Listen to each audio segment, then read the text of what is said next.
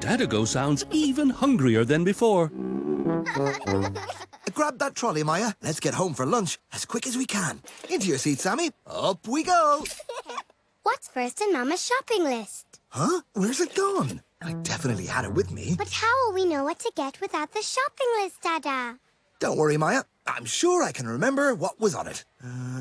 Vegetables. Mama Go had vegetables on the list. Let's start there. What vegetables did she say? Ooh, cheesy bites. I love cheesy bites. Oh, and they have cheesy bits as well.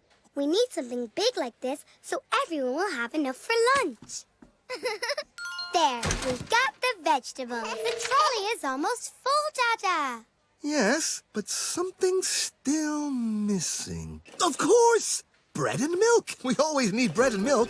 Grab some bread, Maya. Got it. I think that's everything. Right, I think we're ready to... Oh.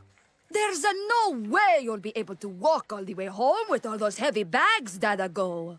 I know. We could take the trolley if Penny Spend will let us. Could we, Penny Spend? We'll bring it right back. Yes, by all means. But be sure to return it. All right, kids. Time for lunch. Bye, Penny Spend.